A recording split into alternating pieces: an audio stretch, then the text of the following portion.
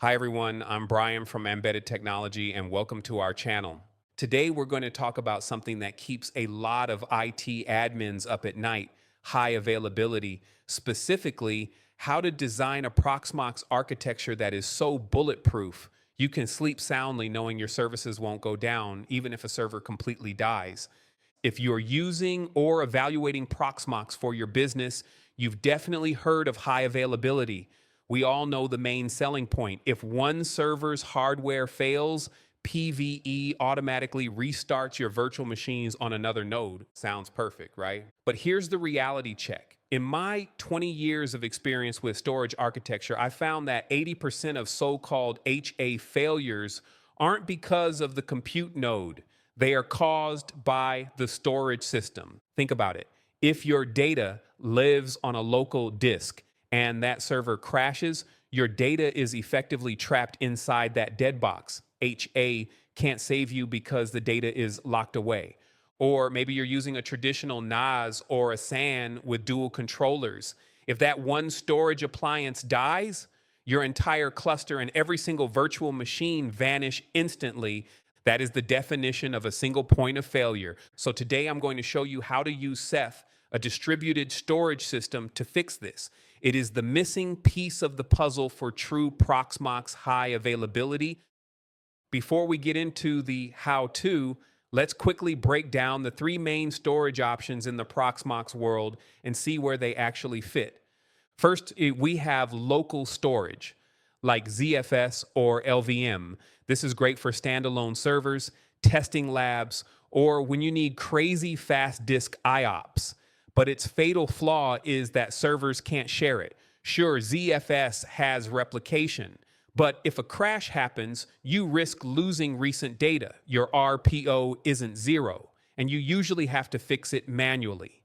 Second, we have traditional shared storage, like connecting via NFS or ISCSI. This is super common in SMBS because people just want to use the hardware they already have.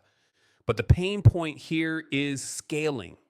When your hard drives fill up or performance hits a bottleneck, you're usually stuck doing a forklift upgrade, spending big money to replace the whole box with a bigger one.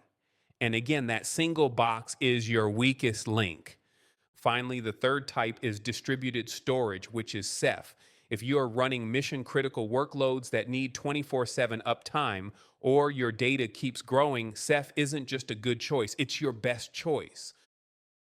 So why does Proxmox officially recommend Ceph? Why is it built right into the dashboard? It comes down to three massive advantages. Reason number one, zero single points of failure. Ceph storage doesn't have a master node. It uses an algorithm called Crush to distribute copies of your data across different drives, servers, or even racks. You could literally walk over and yank the power cord out of a server. The virtual machines running on that box will automatically move to other nodes. They don't crash and you don't lose data because a full copy of that data already exists on the other nodes. That is enterprise grade HA. Reason number two, scale out capability. With traditional storage, running out of space is a headache. With Ceph, you just grab a new server, plug in the network cable, and add it to the cluster. Ceph automatically rebalances the data. And here's the best part. When you add a node, you don't just get more capacity, you get more performance. Reason number three, native integration. Proxmox talks directly to Ceph using RBD, Rados block device. It's more efficient than ISGSI. It supports instant snapshots and fast cloning.